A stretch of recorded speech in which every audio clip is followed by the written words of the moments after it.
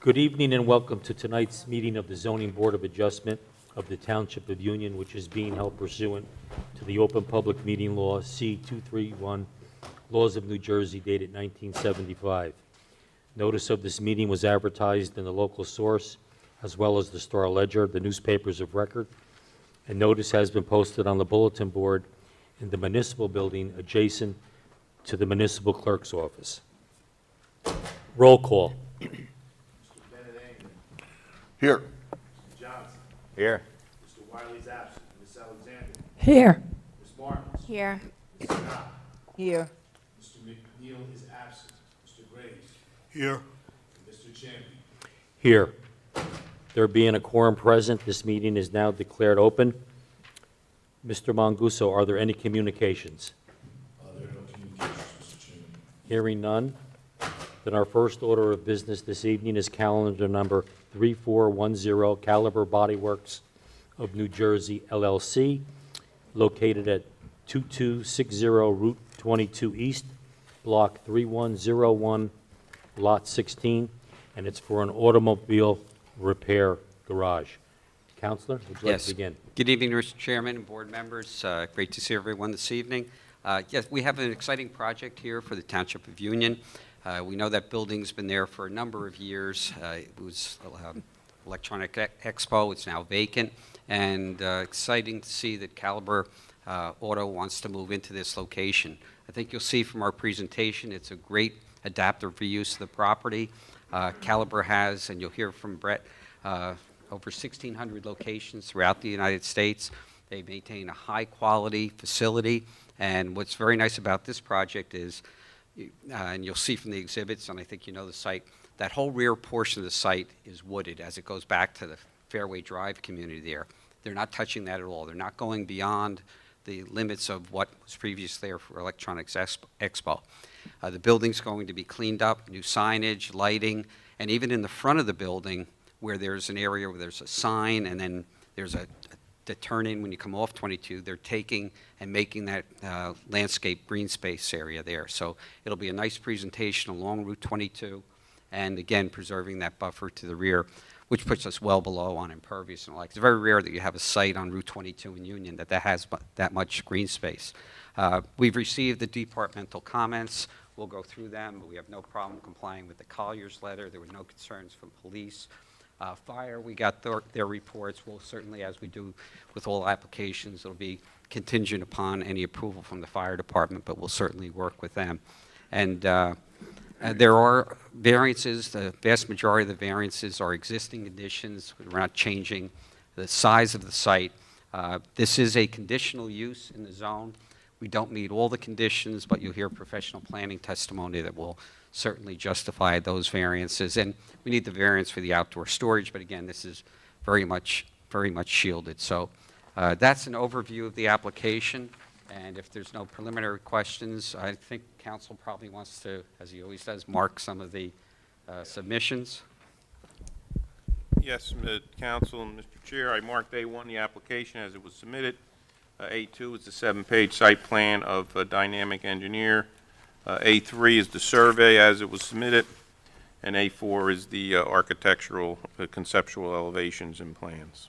Okay. So A1 through A4 to start. I think there's other things that we'll mark as we go. Great. Thank you, Mr. Pansula. All right, Mr. Chairman, what I'd like to do first, Brett, you can come on up, call upon Brett Fleury from Cross Architects, who will also provide the operational and background on Caliber. So first you're going to be sworn.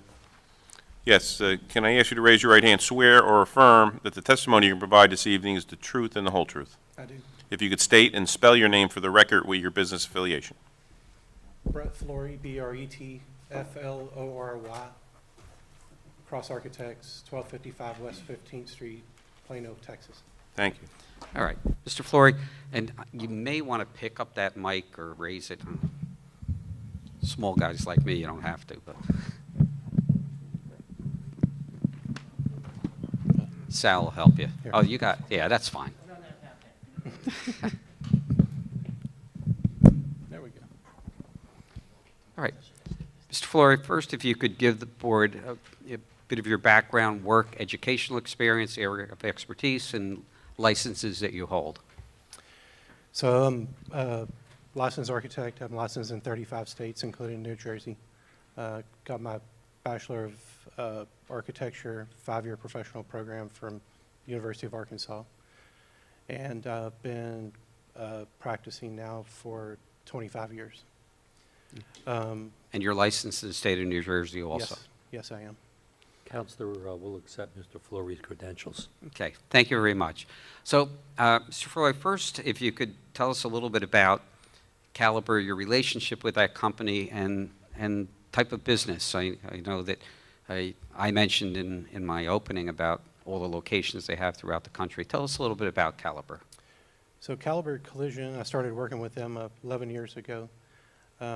They started in California back in the late 80s and just started growing in California. Then they moved to Texas. It's the first place they moved to outside of California, like in the mid-2000s.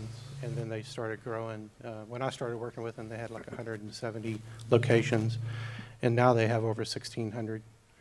I've done over 500 over the past 11 years all over the country. And so it keeps me busy. But Caliber is the world's largest automotive collision repair company. They work with all the major insurance companies. They will not locate. Am I going on too much? No, Okay. I think it's... They won't open a shop without commitments from the insurance company. So the insurance company has told them that they want to be here. That most of their shops are, busy and they fill up within the first month or two after they're open. They are the industry leader in their field. They have to keep a first-class operation because of the insurance company relationships. But they have the highest customer service ratings index of any major corporation. They take customer service seriously. Their slogan is restoring the rhythm of your life. And if you had, an automobile accident, you know how that kind of messes things up. So that's their number one goal, is to take care of the customer, and they run a first-class operation. Great. So tell us a little bit. I know that, and I know you have some photos to show how they've taken buildings in need of repair and then upfitting them for their location. Tell us a little bit about how this site in Union Township works, and how you want to be part of the Union Township community. So they like to be located close to the residential areas, kind of in that kind of threshold kind of zone between business and residential. So they consider themselves a neighborhood service, and they want to be close to their customers, so it's easy for them to get to their location, and their work and their home. They do a lot of renovation projects because it's faster for them to get into certain locations, and it's, they try to go areas where it's already zoned correctly. Sometimes it's not, and we have to get, various zoning kind of changes, but in this case, the use is allowed. Okay.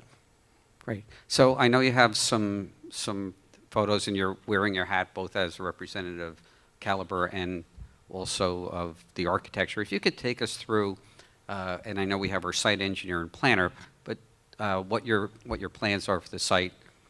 And I know that you went through efforts to, again, maintain the buffer to the rear. And Yeah. So if we could, Rob, do you want to just mark these as Yeah, I realized, Steve, too, I carried, it wasn't in Collier's report, but I did mark, since you submitted separately, a dynamic traffic circulation and parking assessment, A5, for the record. Okay, And then A6 was dynamics, other traffic data, I'm sorry, drainage data that they drainage? submitted. So- Okay, so we'd be up So to we have A6, A7. we're up to So A7. anything, and maybe we could do these as just a group of photographs as A7. So why don't you take us through these photographs and tell us a little about what's planned for the site? So this building is, located on a long, narrow lot. We are not increasing the impervious area much. I mean, it's minuscule, but we're not going past the limits of the pavement in the back. So that back area where you see all the trees, that's, Yeah. and you'll see on the site plan, Back goes here. all the way back, but you're not That's a touching that. natural kind of vegetative buffer that we'll maintain. And then we'll have also a fence up there so that even like in the wintertime, they won't be able to see the rest of the cars in there. But basically, we're gonna renovate the whole building, inside and out, make it look as new as we possibly can. We're gonna install a new fence, and And I think in the front, it's a decorative type fence. it's a decorative fence, steel picket fence. We'll put a black opaque mesh behind it so you can't see back there. The gate will stay closed during the day. Well, at night, so they'll lock it, but, and then the customers come in, to the front, and if the way Caliber operates is they prefer that the customer comes in, has a service writer take a look at it, and then they'll talk to the insurance company, see if they're gonna fix it or not. If they do fix it, then if the car's drivable and safe, they'll let them drive it home so they don't have to get a rental car. And then they'll order the parts, and when the parts are ready, they'll have a scheduled appointment where they'll bring the car back in and they'll start working on it immediately. And they try to turn the vehicle around quickly. It's been a challenge lately because of getting parts has been a challenge, but typically they're really good about that. If a vehicle comes in and it's not drivable, it'll come in on a flatbed wrecker.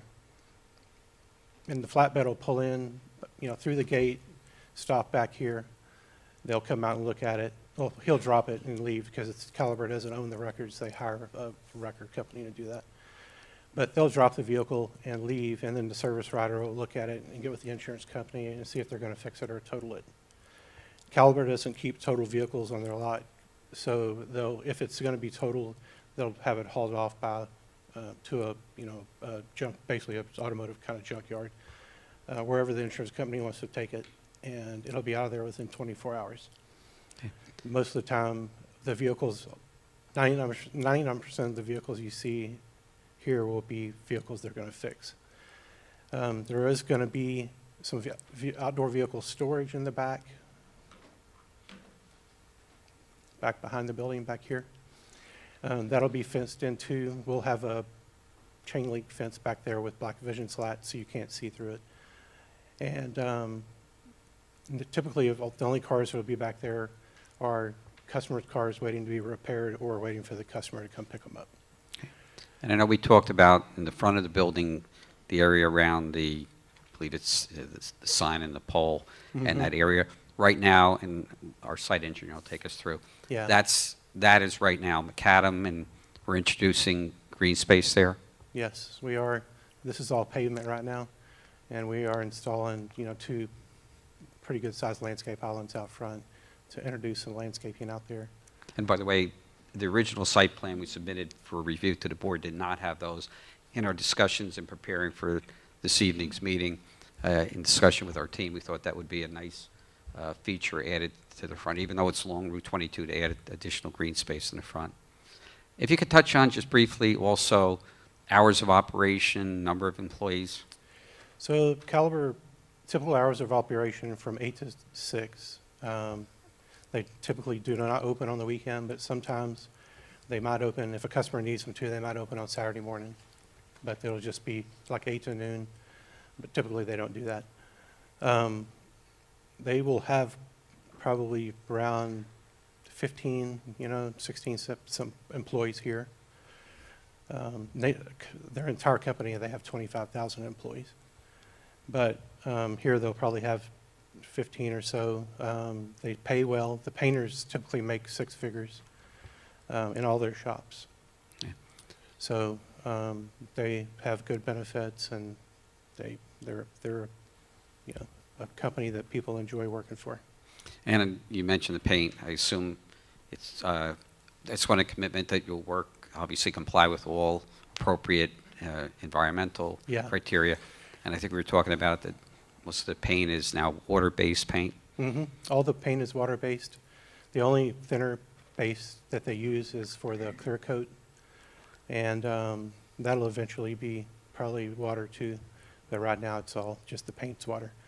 It's all stored in a hazardous material storage locker, which is the paint booth mixing room, and it meets the code, all the codes for that.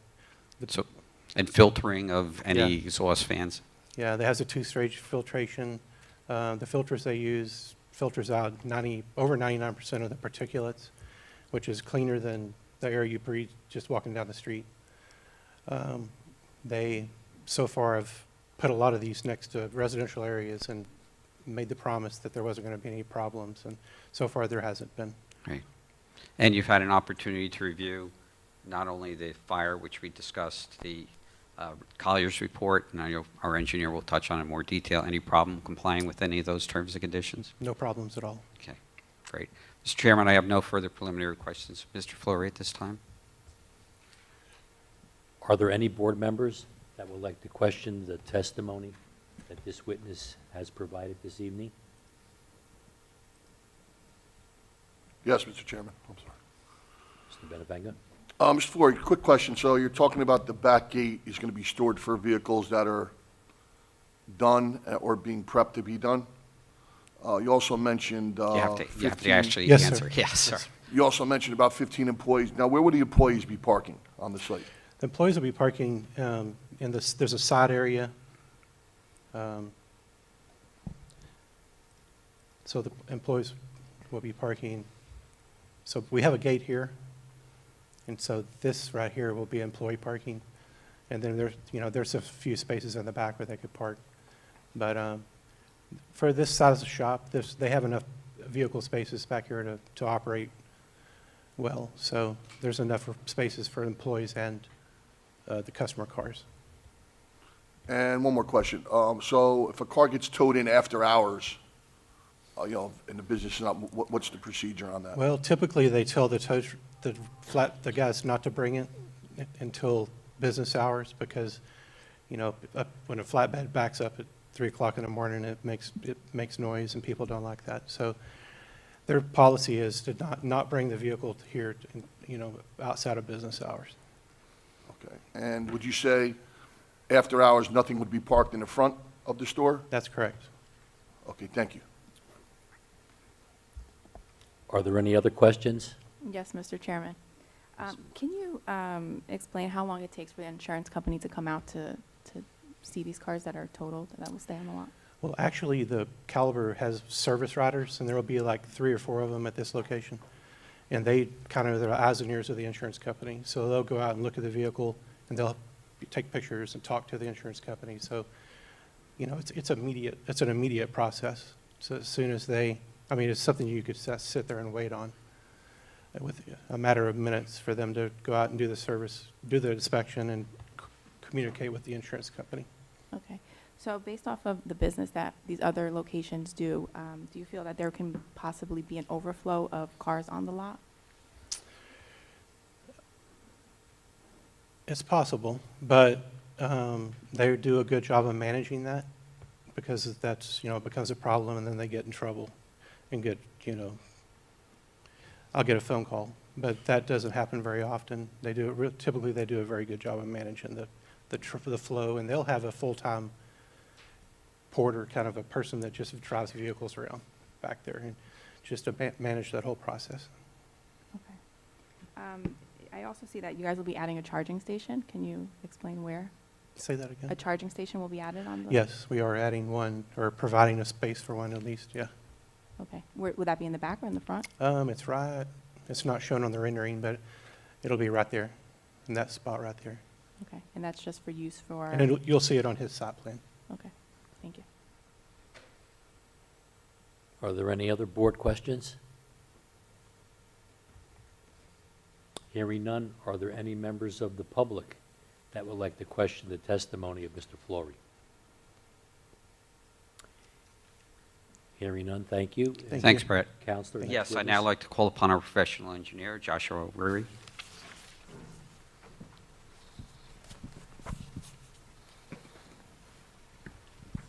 If the witness can hear me, it's Rob Pansul, the board attorney. Good evening, everybody. Can I ask you to raise your right hand and swear or affirm that the testimony you're going to provide this evening is the truth and the whole truth? I do.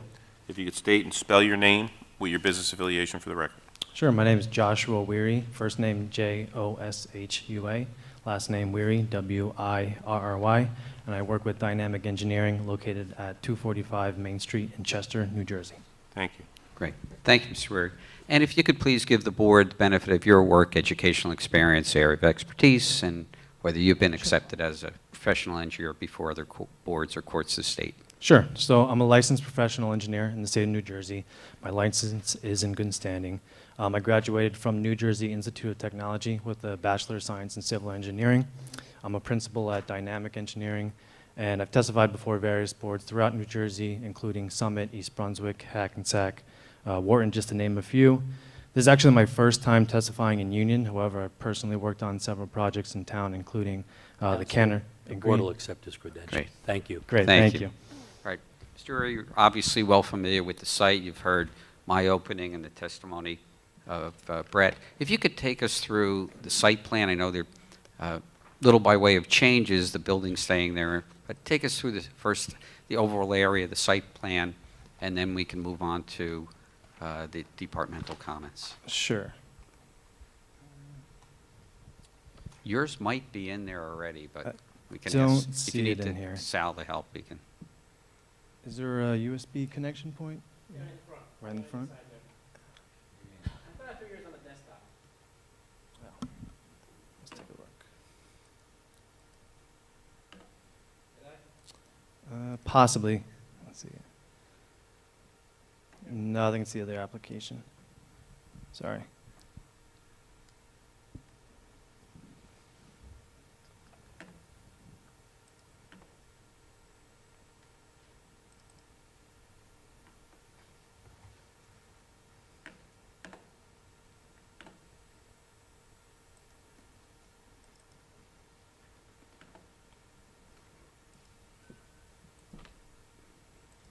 All right, here we go. Sorry about that. Okay, So- and if that was not previously submitted, we'll mark that. I think, Rob, we're up to A8. Yeah. Updated or colorized off what was submitted, or? So this exhibit is entitled Aerial Map Exhibit. It's essentially an aerial image of the site and the surrounding area with our property outlined in yellow. So the property is located at 2260 Route 22 East and is further identified as Block 3101, Lot 16, currently developed as the Electronic Expo, which is currently vacant. And actually, at the time our site plans were prepared, the property was split zoned between the business to commercial, or the BC, and the residential RA zones. However, the zoning was actually just recently revised to include the entire property within the corridor commercial, or the CC zone. So the entire property is approximately 1.735 acres, and as you can see in the shape, in the area, the shape of the property is narrow in width and extends over 770 feet in depth. The property frontage is approximately 101.13 feet, which will trigger a conditional use variance, whereas 100 feet is required for this type of use. However, this is an existing condition to remain. An important thing to note that Mr. Hale pointed out earlier is that more than half of the property is currently wooded at the rear of the property, which will be maintained under proposed conditions. So all of the proposed site improvements will be located within the previously developed portion of the site that's located closer to the Route 22 frontage, and we will be maintaining that existing buffer. So as for surrounding uses, I'm sure a majority of the board is familiar with this area of Route 22. And to the east, we have the Drillback development, which is used for construction equipment rentals. To the south, we have residential dwellings located along Malcolm Road. And then to the west are a mix of commercial and industrial uses located along Ball Avenue. And then lastly, to the north, across Route 22, we have the PC Richard and Son development. And now if the board doesn't have any questions on the existing conditions, we can move forward with the proposal tonight. Great, thank you.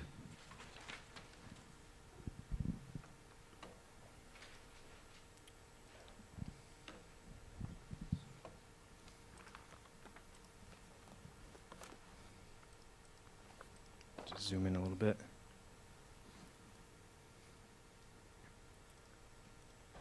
Okay, so this is our second exhibit tonight, which will mark as, Mr. Hale, what are we up to now? Check. Thank you. A9? A9 for the record is dated with today's date, February 8th, 2023, at a scale of 1 inch equals 30 feet, and north is to the top left corner of the page. So this exhibit is a rendered version of the site plan that was submitted, and the applicant again proposes to occupy the existing 11,018 square foot building and convert it to a caliber collision, which is technically a conditional use within the CC zone. Now, due to the existing building layout, a conditional use variance for building separation will be required, as a minimum of 25 feet is required from the building to any property line. However, again, this is an existing condition to remain along the eastern property line where 3.6 feet currently exist today. As for proposed site improvements, they are very limited, which we can discuss in more detail. Starting off with the parking, the existing parking lot striping has become significantly faded over time, so we are going to be proposing brand new striping to designate 9-foot wide by 20-foot long spaces, which are compliant. This site plan currently proposes 42 parking spaces, which complied with the previously approved zoning requirements. However, 43 spaces are now required, and as such, we are going to restripe an additional space within an existing impervious area to comply with the overall parking requirements. A majority of the customer parking is going to be located at the front of the building, as well as the western property line. And it includes 2 ADA parking spaces, as well as 1 electric charging station at the front of the building. It's highlighted in green on our plan. There is a proposed gate located at the side of the building, which will allow for employees to bring vehicles to the rear of the property only. I think we noted the applicant proposes overnight storage of vehicles within the rear parking lot only. However, this will require variance, as 20-foot separation is required from a property line. But again, this is an existing condition to remain, as we will be maintaining the existing pavement limits at the rear of the site. Note that we're also maintaining the existing right-in, right-out driveways along Route 22. And as such, a submission was made to NJDOT, who reviewed our plans and issued a letter of no interest. Circulation throughout the site will remain very similar to existing conditions. We're providing 2-way circulation to access the rear parking area, as well as 1-way direct movement to exit the property along the frontage. Per discussions with Mr. Hatterer, our office will prepare several additional truck circulation plans utilizing a fire truck, delivery trucks, emergency services for his review as part of resolution compliance to ensure that there's no conflicts with those vehicles. As for loading, we are proposing a large striped off area at the rear of the building, which is approximately 24 feet in width by 50 feet in length, which again will be utilized for loading and any deliveries or drop-offs. There is an existing 22.5-foot tall freestanding sign located at the front of the site and highlighted in dark blue on the plan that the applicant proposes to refurbish under proposed conditions. Note that the latest corridor commercial zoning only permits ground signs, so technically this is an existing variance that will remain under this application. As discussed with Mr. Hatterer before the hearing, the applicant agrees to mill and overlay the entire parking lot, which will be reflected on our revised plans as part of his resolution compliance. So these current plans that were submitted reflect a slight increase in impervious coverage from 42.9% under existing conditions to 43.6% under proposed, which is an increase of approximately 500 square feet. And this is mainly due to squaring off some of the uneven and broken pavement areas to provide the compliant parking stall sizes. However, per recent discussions with the applicant, we will revise our plans to provide additional green space along the property frontage. So the curb island within the right-of-way, as well as the 2 striped off areas highlighted in yellow, will be converted to grass areas. And for reference, these revisions will actually bring in our impervious coverage under proposed conditions less than existing conditions. So we will actually be decreasing impervious coverage on site, which is also a benefit to stormwater. So we will be reducing flows as part of this project. For additional screening, we will be providing a 6-foot high chain link fence with privacy screening along the rear and side property areas. We're also providing brand new LED light fixtures mounted on the building, as well as 2 pole mounted lights. And the design will comply with the township's light intensity requirements while providing 0.3 foot candles within the parking areas, as well as the sidewalk areas. So overall, the lighting design will provide adequate lighting for site safety, security, and to minimize off-site glare. And then lastly, we're also proposing a 12-foot by 20-foot trash enclosure at the rear of the building, which again will consist of a 6-foot high chain link fence with privacy screening to screen that enclosure as well. Great. And we've already talked about, you've reviewed the Collier letter. I know you had several discussions with Mr. Hatterer, no problem complying with any of those terms and conditions, and also work with the fire department to address any of those comments. That is correct. Great, thank you. Mr. Chairman, no further questions of Mr. Weary at this time? Are there any board members that would like to question the testimony that this witness has provided? Mr. Chairman, I do have one quick question. Let's go back and talk about loading. Sure. One quick question I have regarding, will there be any trucks, flatbeds coming in late at night truck? Hours, or that's strictly during the day? No, I believe Mr. Flory noted that's not their standard protocol. It would all be done during business hours. Okay, just wanted to make sure. Yes. Are there any other board questions? Hearing none. Are there any members of the public that would like to question the testimony of this witness? Hearing none. Great. Would you like to sum up? Or you Well, have another actually, witness? we want to briefly bring up our professional planner to address the variances. Thanks, Josh. Yes, I'd like to call upon Alexander Doherty.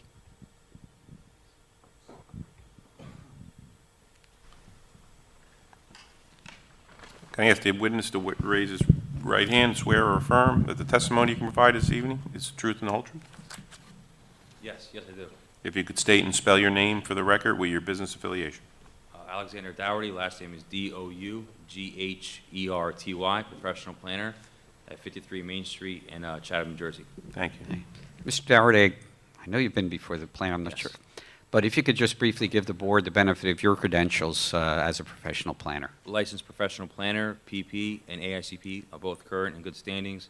Education center, Rutgers, Blaustein, Masters in City and Regional Planning, concentration in development, redevelopment, certification in public policy. I testify in this capacity on a weekly, sometimes daily basis, and I believe I've been in front of this board 3 or 4 times. We'll accept his credentials. Great. All right, Mr. Dougherty, if you could take us through, you've heard the testimony this evening. I know you've been to the site.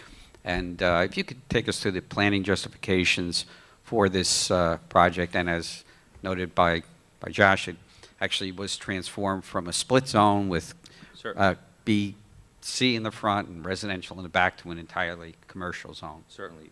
I've also prepared a 10-page exhibit documenting the current conditions and where we're at in the new zone. Hey, Rob, maybe we could just have that as one exhibit as, I think, That's, where we at? We're A10? A10. Yeah, that's what I'm showing. Yeah, 9 was the colorized rendering of the site plan. So the first slide here is just a representation from the zoning map, and right down here in this bright orange, yellow arrow is the property in question as it relates to the zoning map and orientation for the town. Okay, this is the newly adopted CC commercial corridor zone. The next slide here, outlined in red, is an aerial taken from NJDEP's GeoWeb, and it referenced the site in red here. I think what's important to note as we look at this aerial is that very robust vegetation buffer to the rear, and just how elongated this site really is. I think what's important as we look, residential is behind us. So from a residential impact standpoint, we're pretty far away from any residential interference and quality of life concerns as an automotive repair. What's also important to note here is some of the conditions that I think my next couple of slides will bring in as far as our surrounding uses are concerned here. The next couple slides are aerial drone shots that I took on the 5th of February, documenting the current conditions. This site, if you will, at 2260 Route 22 East, this is block 3110, lot 16, approximately 1.735 acres in size. The electronic expo When we look at this site here from the various vantage points, as we see it's vacant. What's important to know is what's kind of manifested around the site, and I think it correlates exactly with some of the D relief we're seeking here for vehicle outside storage on the property line. From a planning standpoint, that D1 use variance, I believe, is particularly suited, as we went over, it's to the rear, but we also kind of have that manifested here on the equipment rental storage off to the left. I think when we look at the property and we see the proposed renderings, I think we're proposing a very pleasing, aesthetically pleasing adaptive reuse, which is favored by planners here. And off on Ball Ave here, we have a foremost manufacturing industrial facility, if you will. Again, it's adequate buffer really from a screening standpoint, the massing of that building for where the rear parking of the storage, outside storage would be for the vehicles here to the rear on that pad site there in the back. Again, pretty much complementary of what's already manifested next door. Difference here is we add some separation from a vantage point of the residential, and again, the massing of the building on Ball Ave to the right of the site here. Again, making this outside storage particularly suited for the site in that rear location. When we go through the next couple slides here, kind of shows you off to the back. As we've already heard, what's here today is kind of what we're sticking with, and in fact, we're going to increase the greenage here. Really, the site is being improved externally, but also internally from an operational standpoint. When we look at that public impact, really for that D1 use, which is part 2 there, I believe to allow us to store vehicles to the rear would have minimal impacts, if any. I think when we look at storing the vehicles to the rear, it's important to note it doesn't interfere with the site circulation. We have appropriate screening and buffering, and really that D1 use is reflective of that 10-foot buffer we need for storing of vehicles. With this site, what's important to note is the lot width is de minimis for the zone. If we had the appropriate lot width, I don't believe this would have been an issue for outside storage. When we look at the zone impact here, this is really not a tantamount to a rezone. We don't need to rezone the new CC zone that we just produced here. This is site-specific to the rear. And with that being said, we have a few D3 conditional use relief to put on the record. We have a condition where the parcel of land to be used should have a street frontage of 150 feet, where we're at 101. We have another one where the building or structure shall be a setback of 25 from the property line, where we're at 3.6. And we have a few more here. There should be at least 1,500 feet from another repair or garage, whereas we're about 370 feet. This repair garage is referencing, in my opinion, the Mavis, which is just up the street, just past the PC Richards & Son. There's a Mavis. I think what's important to note, that condition, when we look at what Caliper Body Works does, this is strictly cosmetics. There's no internal suspension, tires, motors, that kind of ordeal, so they're very complementary of each other. What Mavis does, has no bearing on what Caliper Body Works does, and vice versa. So I believe that condition is really to prevent other mechanics from being on top of each other and other body works being on top of each other. I think seeking relief from that condition is advantageous for the community, for the corridor, for the overall automotive service and operations standpoint, to have repairs and auto in close connection with each other. We also have one last relief here where at least 10 feet from the property line or street right-of-way, as far as pavement goes, we're at 0. Again, I think this is very much reflective of existing conditions that are on the site, seeking these conditional relief. When we look at this, the negative impact here is minimal. What's important to know, when we put this use in here, 99% of the operations is by appointment through insurance companies. Very little outside public come here. When we look at what could be here from a circulation standpoint, where the buildings are located, that side yard setback, this is probably one of the best uses you could put here from a circulation intensity of use, if you will. There's not a retail here. So I think when we seek these conditional uses, I think this is one of the best outcomes for this narrow site here. And with that, we do have some interrelated C relief. I'll just go through a few of them, and I just want to point out most of these, it's not all of them, nearly all of them are existing conditions. Minimum lot width for the zone is 200. Where we're proposing 95. Minimum side yard setback, 20 feet. And, we have wall-mounted signs. One is allowed where we have two. These are existing, 50 square foot for the wall-mounted sign, where one of them is 120, another one is 80 square feet. Freestanding sign of 300, frontage is required, where our frontage on Route 22 is 101.3, 50 square feet for a freestanding sign versus 116 square feet. This was just recently pre-approved just for that expo. A lot of this relates to pre-existing conditions. What's important to note, though, one of the conditions is the parking variance we're seeking at 42, where 43 is required. As we heard, 15 staff members were closed at night, hours of operation. The remaining 27 stalls, if you will, would be to allocate for the repair facility. So it's kind of self-governing, right? There's limited stalls to use for vehicle storage.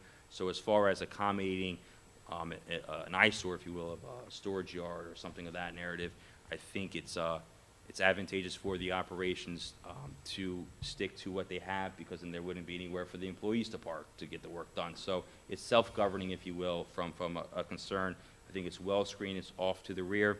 And with that, I know we have another concern here, the drive aisle width at 15.4 versus the 24. This is a pre-existing condition. I think it speaks to the fact the low intensity of this use from a public standpoint with that the minimum drive aisle width. This is really just for the employees getting, the vehicles into the back and to leave. So for a minimum drive aisle width, I think this use would make sense for this unique condition of the property. We do not have a loading space. We are providing 0 where 1 would be required. And I think when we look at this, this is in the rear with the engineer's rendering. We have the yellow striped area. That's essentially where the flatbed could drop off the car and then leave. We don't need to do loadings of that narrative. And from, as we heard, flatbeds don't come at night. The trash removal, the same thing. Caliber Works is very conscious of its hours of operation and the impacts it has on the community, and it prefers to be next to residential zones. With that, I think what you have here from a planning standpoint, this particular application brings in, as you heard, cleaner air than what you breathe, more aesthetically pleasing environment off Route 22. We also have cleaner cars coming out of the facility than what arrives there. And we also bring with this a greener landscape along 22 than what's currently there. I think this application as a whole presents a lot of positive, but little to no negative impact. And I believe from a planning standpoint, the criteria would be met and approval would be warranted. Thank you very much, Mr. Dougherty. No further questions, Mr. Chairman, at this time. Are there any board members that would like to question Mr. Dougherty's testimony? Hearing none, are there any members of the public that would like to question Mr. Dougherty's testimony? Hearing none, Counselor? Yes, we have no further witnesses at this time, Mr. Chairman. The witnesses that have testified are here to answer any further questions from the board. Would you like to sum up? Yeah, just briefly, Mr. Chairman. Again, we feel this is a great adaptive reuse of this property. It fits in nicely with the zone, with the area, the aesthetic improvements to the building, to the site, the adding of the green space in front, the fact that we're now in a zone that conditionally permits this use as opposed to the residential. It's great to see that the back area, the forest area, is being preserved. So often we come in and we're going to cut down all the trees and put additional parking and storage back there. That's not the case here. And again, it's very rare that also you get a client that is going to rip up asphalt in the front and put in green space. Again, you look, and I think when you see those photos of the existing building and what it looks like and compare it to Caliber, and this is a quality company with, as we said, over 1,500 locations throughout the United States. If you look at other locations that they have, they're meticulously maintained. You wouldn't even know that they're in an auto body place. So I think with that, we would request that the board grant the relief that we're seeking and look for repurposing of this building. So thank you. Thank you, Mr. Hale. At this time, we can conference this. Mr. Bendavengo, would you like to begin? Mr. Chairman, thank you.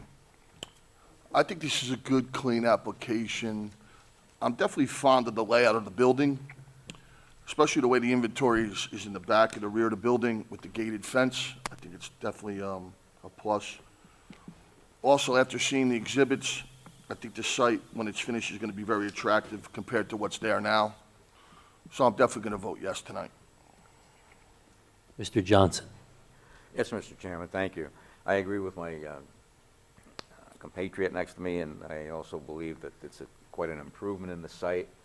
Having been familiar with the old Sipperstein's Paint Company and the Expo, it looks like it's going to be quite an improvement, so I will vote yes. Ms. Martins? Thank you, Mr. Chairman. Based off of the testimony provided today, I think this is a very clean, straightforward application.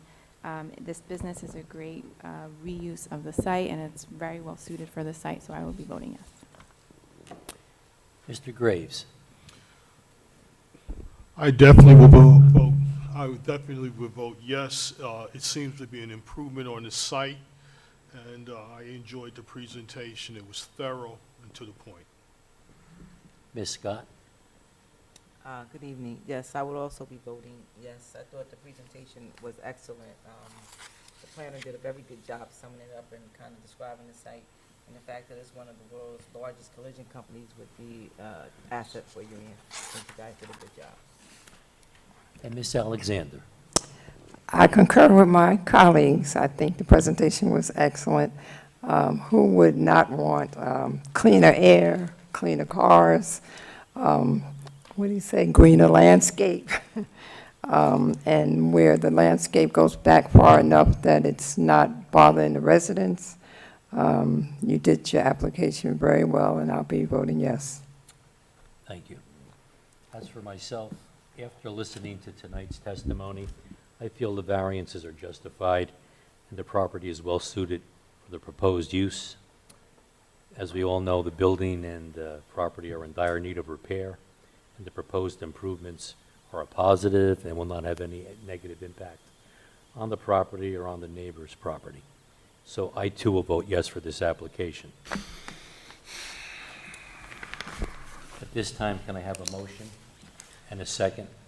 Mr. Chairman, I move that the board grant the variance applicable to this application and that council is directed to prepare a resolution consistent with the board's decision. I second.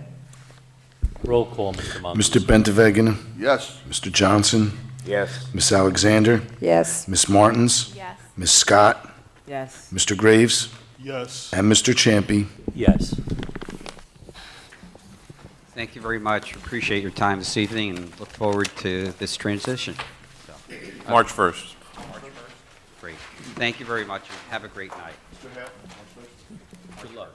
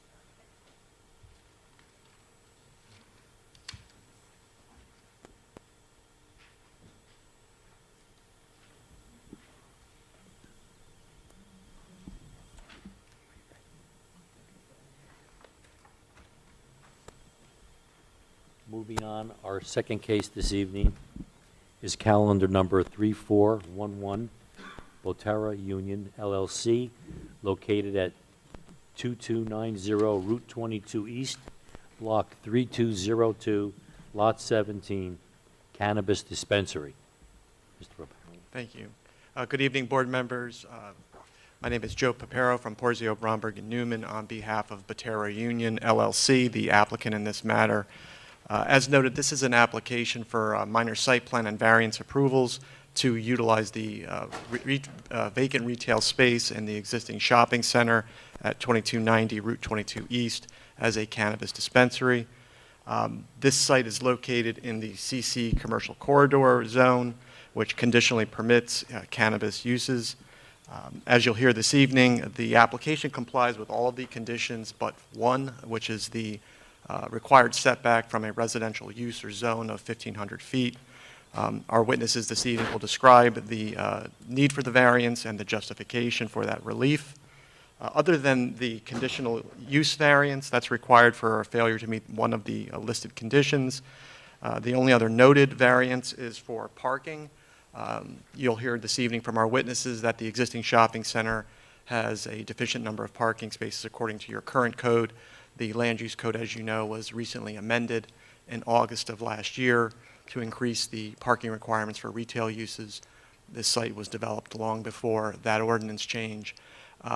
According to the new code, a total of 70 parking spaces are required for the entire shopping center, and there are 62 out there today. Those are the only variances that we've noted and that are reflected in Mr. Hatter's report. The conditional use variance gives this board jurisdiction to hear this application. And what I'd like to do, if there are no further preliminary questions, I know Mr. Pansula will mark some exhibits, but I would like to then move into our first witness. Yes, Council Chairman, members of the board, I did mark A1, the application as it was submitted. I marked A2, the one-page floor plan that showed a layout. A3 is a two-page, I guess they're photo impressions, including an aerial view. And then A4 is a two-page submission, which is addressing the proposed signage. So A1 through A4. Thank you, Mr. Pansula. Our first witness this evening will be Jemin Patel on behalf of Batera. Can I ask the witness to raise his right hand and swear or affirm that the testimony you're providing this evening is the truth and the whole truth? If you could state and spell your name with your business affiliation. My name is Jemin Patel, J-E-M-I-N.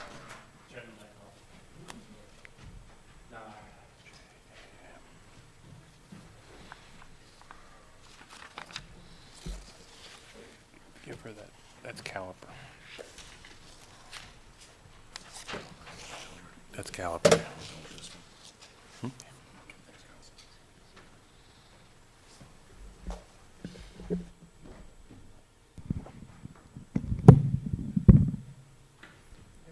Testing. Name is Jemin Patel, Jemin-Patel.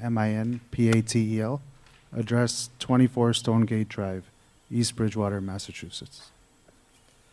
Mr. Patel, for the record, can you explain your position with Batera?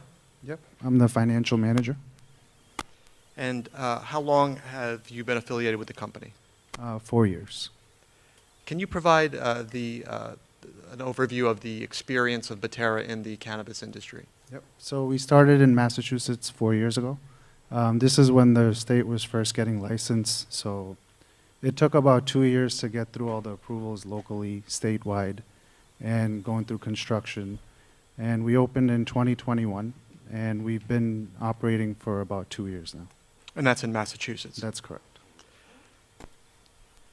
Regarding the proposed Union location at 2290 Route 22 East, you're familiar with the existing vacant commercial space? Yes. And that space is approximately 3,295 square feet, correct? That's correct. And that's located within an existing shopping center? Yep. Can you give the board and the public an idea of what your hours of operation are and the nature of your operations for this location? Yeah, so the hours of operations will be 8 a.m. to 10 p.m., which is compliant with the local zoning. And then employees? Employees will be 4 to 6 at any given time, but overall employee count will be 15 to 18 employees. And per shift, your testimony was 4 to 6? Correct. Just briefly discuss, if you will, the types of products, how they're delivered to the facility, and how the day-to-day operations work. Yep. So I was just trying to move this, but it's not. There you go. And just for the record, you're referring to what's been marked as Exhibit A2, which is the floor plan that was submitted with this application. Yep. So I'm just going to go over when a customer enters and how everything goes. So usually when a customer is entering, they enter through the front door where it says check-in, and we have a security agent that checks their IDs to make sure that they're 21. Once we verify that, then they're allowed to enter through the second door. And in terms of products, we sell everything from flowers, edibles, vape cartridges, so everything that's allowed to be sold by the CRC. You mentioned security. Can you just give the board and the public an understanding of what is envisioned here and what's required under your state license application? Yep, so we would have security cameras that are inside and around the perimeter, and those are usually 90 days of recording that we work with the local police and fire to develop the full security plan. And as far as the product, how is it delivered? What types of vehicles and generally how frequent? Yep, so normally you get about 25 to 30 deliveries a month. And it usually comes in a minivan size car. Regarding the customer ordering, can you explain how, in your experience, the breakdown between online ordering and walk-in orders? Yep. So generally 50 to 60% of our orders are online. So customers will come, they'll place their orders, they come to the store, go through the security check, and they come to our agent, and once we verify their ID a second time, then we give them their order, and that usually takes about 3 minutes. So if we had about 6 stalls, we can easily take about 60 to 120 customers per hour.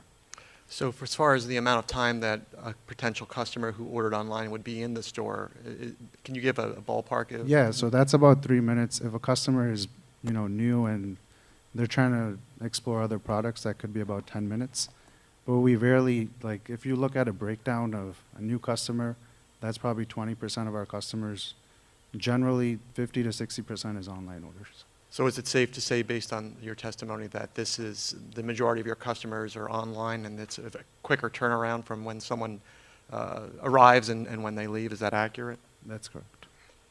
Can you discuss refuse and recycling and how that's handled? I know there are regulations for a cannabis business, but for the board and the public, can you just explain how you handle refuse? Yeah, so if it's just regular dry cardboard, that just goes into regular trash.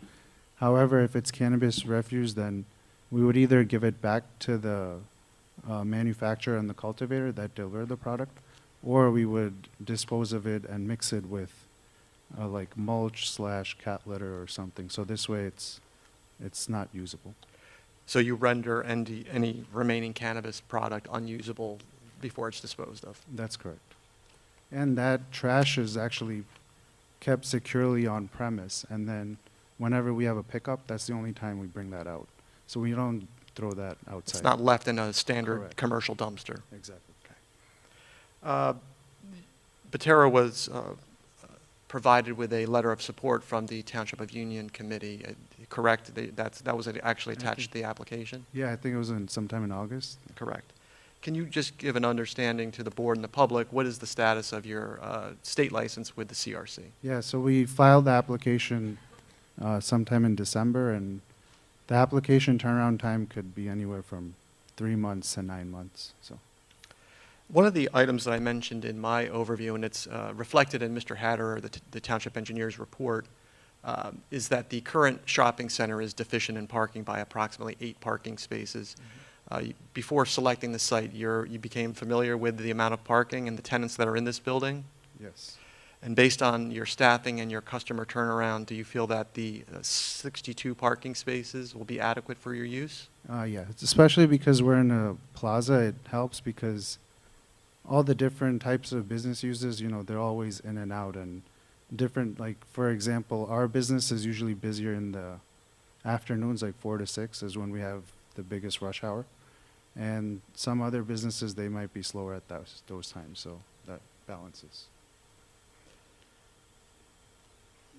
Chairman, I have nothing further on direct for Mr. Patel. Are there any board members that would like to question the testimony of Mr. Patel? Ms. Alexander. Hi, how are you? Could you just tell me this is the first I heard, you apply for a state license. Is 3 to 6 months You filed the application. You haven't received it yet. Could you be turned down and not get it? That's the type of application? Could they turn you down, your business down?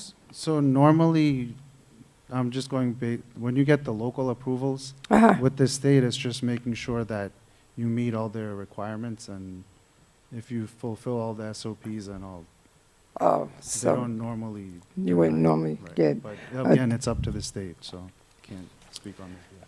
Just Okay, to- so you said the trash you throw away is secure, like I can't go in the backyard and get it after you throw it away, and, okay, Correct, that's so- good. Okay, could you tell me, maybe I didn't understand, what I heard was 60 to 120 customers per hour, and then I kind of lost my mind.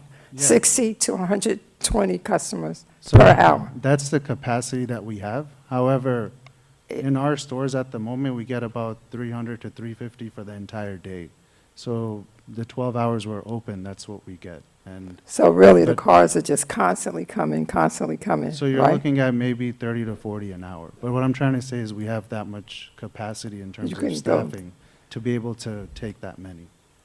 So this way, it's like, we want to make sure that people understand that there won't be people queuing because we don't have the capacity to take them and attend to them. They won't be queuing, you're saying? Correct. Oh, okay, and you said online is 80% and 20% are walk-ins? Oh, so Is that what you let's said? So around 50 to 60% is online order. That means it's already pre-ordered. Mhm. And we're just fulfilling them and giving it to them. Then about 30% of the customers, they'll know what they want. So they will come up to you and they'll order it. And that takes maybe 5 to 6 minutes. So only less than 20% of the customers are aware. First time they're coming into the shop, and then they're trying to see the products that we have and try something different. Okay, I promise this is my last question. When the person comes in, you were trying to explain to us the safety, the security when I come in. This is the diagram you use, right? Mhm. Could you please just do that very quickly one more time? Yeah, I absolutely. do need to. So once you come in through the check-in, Mhm. once you enter the first set of doors, you have to present your ID. Okay, And until we verify they're over 21, the second door doesn't open. oh, okay. Yeah. And then when you go into that second door, how is it, 20 So- people could be in there, 10 people? How many could be in there? It Has- depends on what the local ordinance will allow. So Oh, if it's based on the fire code and stuff, if they allow 20, then we can have 20. You still have Is to that- comply with fire codes building and code and and occupancy rules of the occupancy township, rules, correct. And you have enough security for 20 people? Yeah, so we usually have 4 to 6 people minimum that are inside that will be attending to customers. Okay, thank you, no more questions.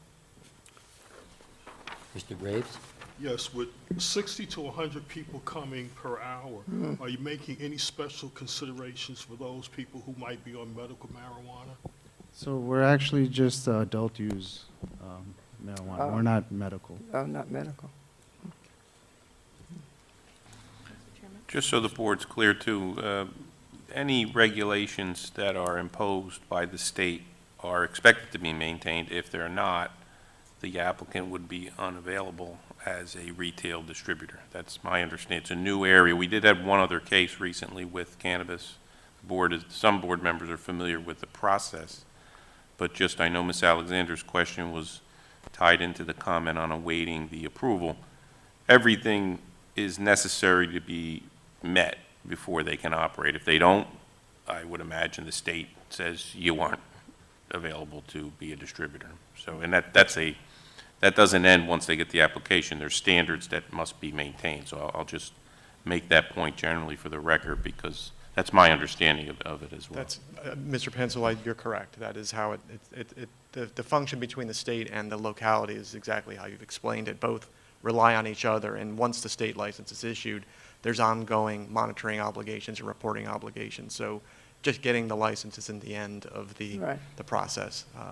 Some of the things that came up since we had the benefit of another hearing, and the concerns, some of the comments by board members and/or the public, there's no use or ability for the patrons to use the product on site, correct? That's Either in correct. the parking lot or in the facilities, because That's that's correct. something that's important to make part of the record. Yep, so we put it in a bag and we staple it, and Okay. We make sure that the customer doesn't open in their parking lot either. So that's why we monitor the cameras even around the perimeter. So if we see a customer that has bought something and then they're sitting and idling in their car, an agent will go out there to make sure that they leave the premises. And Mr. Okay. Patel, when we were discussing this very issue, there is an enforcement mechanism that you as a business have for someone that did violate your policy, and what is that? Do you? Yeah, we would initially would give them a warning. Secondly, we would ban them from the shop outright and call the cops. So. You reserve the right not to serve anyone who comes in your store. Correct. The analogy I used on the other case was like a liquor store. If somebody comes in drunk, you can decide not to serve them, correct? And, Yeah. matter of fact, you'd be expected not to serve them, I would think, under Absolutely. the state regulations. Correct. The only other area that I recall, Mr. Pepper, just to streamline it a little bit, is the other applicant mentioned the possibility of delivery for services. I don't know, it's also regulated, but is that an option that he's considering? Yeah, so delivery is its own different license, and at this time, we're not pursuing that. You are familiar with that, though, right? And to the extent that would happen, it would also be regulated in part of your process. Absolutely, and that usually is a separate license with the state, and would have Thank to you. come back in front of the board anyways for that. Thank you. Ms. Martins? Yes, thank you, Mr. Chairman. Can you explain the process when you order online? Where do you pick up your product? So you would just come in just like any other customer, and then you come up to the counter, you give your name and your ID, and then we have the order ready for you, and then we will take the payment and process So you it. pick up your order at the check-in? At the counter, where it says customer area, that's where we're going to have all our employees. So right in front of that customer area, that counter is where all the POS stations will be set up. Okay. And can you explain the waiting area? Why Yeah, somebody- so the waiting area is there in case we have, let's just say there's 10 people already on the sales floor, and someone needs one of our butt tenders' assistance, then we'll just ask them to wait there until they're ready to help them out. Okay, thank you. Are there any other board questions? So did you said there's a shared parking lot? Yeah, it's with the plaza. Okay, so how would you have the ability to enforce throughout the entire parking lot and put cameras if there's other stores? How does that work? So we would work with the landlord to make sure that we're able to put them on the corners at least of where our business is located. Okay. And what about the parking situation? If you doing that kind of business, you think that you could overlap where your customers might become a nuisance for the other commercial stores that's there because they can't get the parking now? So as in they've already parked, or? But I'm just saying, like, if you have so many people coming in and out of your business and other commercial stores is there as well, and you have a lot of people, you might find yourself taking up more parking spots than you would, you know. Yeah, so if it becomes a nuisance like that, we can always limit our customers based on appointments. But what we've seen based on our operations is that usually we rarely get more than 30 cars in the parking lot at any given time. And how many parking spaces are at the shared parking lot? Right now, there's 62 on the premises. Mr. Johnson? Yes. Thank you. In regards to the security, you said you had normally 4 employees per shift. Does that include any security? Yeah, so it's usually, when it's the slowest, like when you open in the mornings, that's when you have one person that's in the security. You also mentioned that on the exterior you would have security also. Is that? Exterior, we actually don't have security on Security that side. cameras, I believe. So what we do is we have cameras, and then where that check-in station is, we have the ability to monitor all the cameras. So you have 1 security person and 3 employees, so he doesn't sell the stuff or? Correct. The security. So he's usually in You that. mentioned local police and fire. Do you take the jobs in blue, or are you taking off-duty police officers, or who are the security officers? So sometimes there's retired officials that want to work, but mainly we just put the hiring, and it's not necessary requirements that you have to be former fire. What I was saying is when we develop the plan, we run it by the local police and fire But officials not to make necessarily sure. for security people. You hire your own security Right, people. correct. Okay. All right, thank you. Mr. Chairman? Mr. Chairman, can I? I'm sorry, just a quick question. How many locations do you guys currently have? So we have 2 open. The third one is on the agenda for Thursday. So if that goes well, then it should be open by the end of the month 2 locations in New Jersey? in Massachusetts. So this will be your first location in New Jersey? That's correct. Thank you. Mr. Benavegna. Mr. Chairman, Mr. Patel, let's go back to the day-to-day operation. I believe you said you see 350 people a day? Mhm. Is that correct? This is in Massachusetts, Would you s- yes. Okay, so. In New Jersey, we don't have any operations, but I'm just okay, trying to so- give you So you're guys. giving numbers on Massachusetts. Yeah, just because at this point I have to give you some projections as to what it can be. Okay, but- so what would you say New Jersey would do per day? So it could be around 250 to 350. Okay, and you're talking a 12-hour operation, right? That's correct. So if we break that down, it's 30 people a day, Per hour. an hour, per hour. Yep. And we have 62 spots for the whole plaza, and you're sharing it with 3 other active businesses. That's correct. Based on what Ms. Scott said, do you feel that those parking spots are enough to accommodate your clients? When you also said you would stop with the appointments only. What about So- walk-ins? So this is what when you had 30 an hour, right? If you have 1 parking spot, that in and of itself can have 10 to 15 cars that come in and out. If we're going to turn them over within 3 to 4 minutes. Well, are you basing it on your 3 minutes per transaction? Yeah, the online transactions, that's correct. So let's just say 50%, which are the 15 spots, those will turn around way faster than the other 15. So essentially, we wouldn't be occupying 30 at any given hour. But would you say we don't know if most of the customers are going to be online at that time or that time of day? Yeah, so I mean, usually, so the first time is the only time when they're not going to be ordering online, right? Because they're coming to the shop to check everything out. However, within their second visit, it becomes online. Okay, thank you. Are there any other board questions? Hearing none, are there any members of the public that would like to question the testimony of Mr. Patel? Hearing none, Mr. Paparo, your next witness. Thank you, Chairman. Thank you, Mr. Patel. Our next you. and final witness is our professional planner, TJ Ricci. Can I ask the witness to swear or affirm that the testimony he's going to provide this evening is the truth and the whole truth? Yes. If you could state and spell your name for the record with your business affiliation. Sure. Thomas Ricci, R-I-C-C-I, business address 92 Park Ave, Rutherford, New Jersey. I'm a planner at Stonefield Engineering and Design. Thank you. Mr. Ricci, for the benefit of the board and public, can you provide your education, area of expertise, and the licenses you hold? Sure. I'm a licensed professional planner in the state of New Jersey, member of the American Institute of Certified Planners. I received my Bachelor of Arts degree as well as my master's degree in city and regional planning from Rutgers University. I've been accepted by more than 45 boards throughout the state of New Jersey, and I have worked on applications and testified to similar uses as the one we are presenting The tonight. board will accept his credentials, Mr. Paparo. Thank you, Chairman. Mr. Ricci, you've heard the testimony this evening from Mr. Patel, and by overview, you're familiar as well with the cannabis ordinance and the land use ordinance of the Township of Union, correct? Correct. And you've visited the site in question? I have. I noted in my overview that we are here before this board for a conditional use variance. Cannabis dispensaries, as you know, are a conditionally permitted use, and I've identified the one condition out of the list of conditions that this application does not satisfy. That is the setback from a residential use or zone. Can you provide planning testimony as to what your findings are after reviewing the site, the application, and the township ordinances, and hearing Mr. Patel's testimony this evening? Yeah, absolutely. And I think to complement my testimony, I have this aerial exhibit that we prepared. I believe we would have to mark this because we did not submit this. A4? I think we're on A5. A5, correct.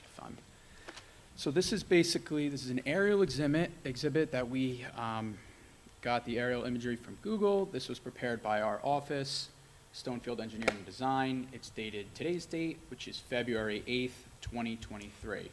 And basically this shows, you see the outline in yellow, that's the site, that's the existing shopping plaza. And then some of the existing businesses along this Route 22 commercial corridor. So it is one property, one site. Existing is this commercial plaza or strip mall, as most people know it. I think there's about 7 or 8 tenant spaces in it. Currently, the applicant, the proposal is to move into one of those spaces. It's approximately 3,200 square feet. It's currently vacant now, and run the cannabis dispensary in that space. Looking at the surrounding site, it's a lot of typical uses that you would find along a commercial corridor, basically what we consider auto-oriented uses or big box stores, things that you would find along a U.S. highway like Route 22.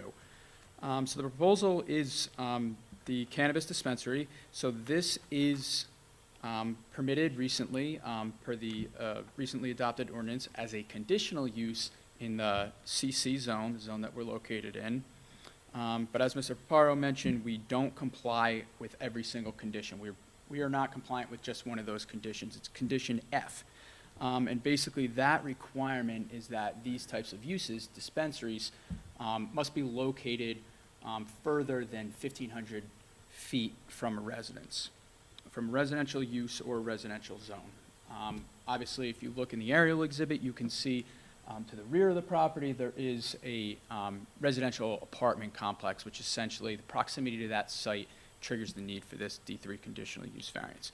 So D3 conditional use variances, basically what the courts have found is that the board's focus essentially shifts from the proposed use, so the dispensary, and it shifts to the conditions that we don't meet, basically the proximity to the residential uses. And the focus is reconciling the impacts of that not meeting that condition with what that condition is supposed to protect or what that condition is intended to do. So in this case, we interpret it as basically the intent is to ensure that these dispensaries are basically not going to overburden or negatively impact neighborhoods, right? I think that the intent really is that you're not dropping these types of uses within already existing residential neighborhoods. If you notice, we are obviously located already in this commercial corridor. We're on the Route 22, CC zone. A lot of similar uses around us. We actually did an exercise in our office today, and we were trying to see what commercial properties, if any, would be able to comply with this requirement. And we actually found that we weren't able to find that many commercial properties in this area or in Union that are 1,500 feet from a residential zone. Most commercial properties actually in the town are within 1,500 feet of residential property because the general layout of commercial corridors are commercial uses along the highway, and then they back up to residence. So it's a very standard design. So we found basically, whether it was this site or any other site, it was very difficult to actually comply with. But going back to the proofs of the D3, we don't anticipate any negative impacts to those residences despite being proximate to them. Mainly, this is, obviously this is an existing building. It's operated and has been constructed for some time already. All of its operations, the building faces Route 22. All of the parking, all of the traffic, ingress and egress is all along Route 22. Nothing about the operations of this site are going to cause people to have to cut through neighborhoods or have to enter or drive by an already established neighborhood, which is really what I think the intent of the ordinance was meant to do, is prevent these uses from being located in residential neighborhoods. So really, this building faces Route 22. All the operations are proposed to remain the same. It was retail use prior to this, and it's essentially going to operate like a retail use now. So not much about the actual site operations are supposed to change. I think when you look at the impacts of this use, hours of operation, we're compliant with the ordinance. It's very similar to other commercial uses along Route 22. When you look at traffic and parking and all those things, similar to operations in the existing strip mall. any noise generated or additional people to this site. I think Route 22 is the biggest generator of, decibels of noises, so I don't think this is going to add any noise or any, loud components of the operation to those residences. When you think about parking, I know we are deficient parking. We looked at the access points actually to that neighborhood, and we wanted to ensure that, if people couldn't find a parking space, they're not going to go and enter that neighborhood. And what we found is you basically have to come down, I believe it's Ball Avenue or Country Club Drive, and go all the way under the development and then pull all the way in. And realistically, no, we don't believe that people would drive all the way around and then in and then walk the opposite direction. So we don't think that any operations or traffic or parking is going to impact any of the existing residential neighborhood. We are also seeking a bulk variance for the parking. I know it was brought up. Basically, 70 spaces are required and 62 spaces are existing. So this is kind of a result of the recent adoption of the zoning code, that basically it used to be 1 space per 250 square feet of retail, and now it's 1 space per 200. So they basically upped the requirements. So I just want to make note for the record, we're not increasing square footage. This is an existing tenant space. The construction of this building significantly predates the adoption of the ordinance. So this is almost due to a technicality by the adoption of a recent ordinance. But that being said, I think, like the applicant had mentioned, 50 to 60% of the orders are going to be online. I think the vision is that people get comfortable, almost like picking up anything, food or something from the pharmacy. You place your order, you go, you pick it up. People are going to be there approximately 5 minutes or less. I did a couple little calculations.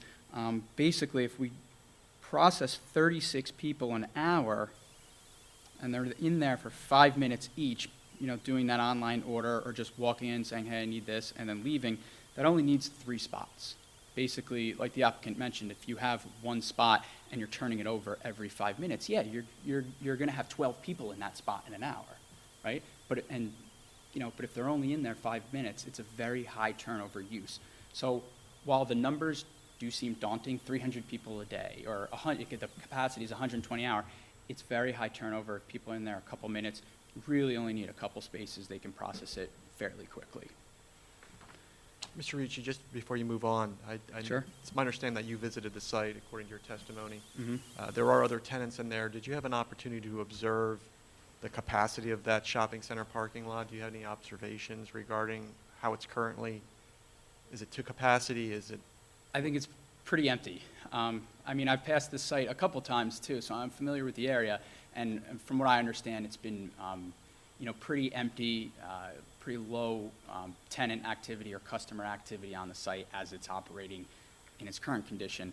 I think also the benefit about this site is you have such a, different amount of uses that a shared parking scenario is feasible. You have, I think there's the vet clinic, I think there's a financial advisor in there, there's the Wingstop, so a restaurant. You have all these kind of different uses, so I think they operate at peak times. I think a shared parking scenario, would operate fine. Like I said, when I was there, there was, it was pretty empty. Every aerial that I'm looking at, not that that's, hard data, but it does look pretty empty. And overall, I got the impression there's really low activity happening on the site. So that really brings me to my conclusion. I think this is a use that, is not impactful. It's something that the municipality wants per the recent adoption of the zoning ordinance. This is a perfect location for it because it's adjacent to the highway.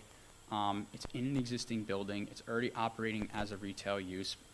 I don't think it's going to impact the residences because I think, everything happening on our site and then the way that they operate on the residential side of things, I think they're totally separate uses. This is a common thing that you see is the commercial uses fronting, the highway, and then they back up to residences, but I don't anticipate any conflicts. Overall, this use, I think it's going to bring, it's going to bring a little life to the site. It's going to increase the activity on the site. It's pretty, I know there has been some vacant storefronts in that plaza, and this application essentially eliminates one of them. which is a good planning practice, usually pretty favorable. I think that the parking variance can be granted under the C2. Basically, it's an existing condition. It's almost due to a technicality. I think that we've provided enough proof on the record to demonstrate that this parking situation will work.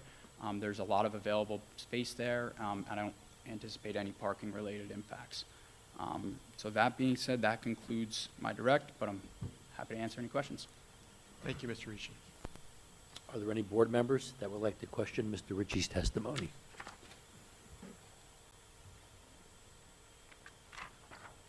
Hearing none, are there any members of the public that would like to question Mr. Ritchie's testimony? Hearing none, Mr. Paparo? Thank you, Mr. Ricci. Thank you. I'll just be very brief. I just want to thank the board for your time this evening. As you've heard from the testimony, this application will convert a vacant retail space into an active use. And as Mr. Ricci noted, one of the benefits could be bringing some foot traffic and activity to the shopping center that would benefit the other businesses that are in that shopping center to bring some additional activity. Based on Mr. Ricci's testimony, I feel that this location, and our applicant feels this location will not negatively impact the adjacent residential use. And the parking, as you've heard, is an existing condition. The applicant's confident that it'll meet its needs as well as the other needs of the tenant, the other needs of the shopping center. So for those reasons, we would respectfully request that you approve the application this evening. And thank you again for your time and your consideration. Thank you, Mr. Paparo. At this time, I believe we can conference this. Mr. Benathenga, would you like to begin again? I would. Thank you, Mr. Chairman. Mr. Ricci, I think your testimony was excellent. It was very thorough and detailed and positive. I also like the fact that it's definitely far enough from the residential area, and it's a positive impact. And I'll be voting yes for tonight. Mr. Johnson? Yes, I also agree. I think I've gone by there a number of times in the last number of years, actually, so there's very little parking in that area. A few cars parked in the area, and he satisfied my concerns with the security, that people aren't going to be doing this out in the parking lot, as he said, so I will vote yes, Mr. Chairman. Ms. Martins? Thank you, Mr. Chairman. I think the variances are justified, and I don't see this having a negative impact on the neighborhood, so I will be voting yes. Mr. Graves? You've answered all my concerns. I'll be voting yes. Ms. Scott?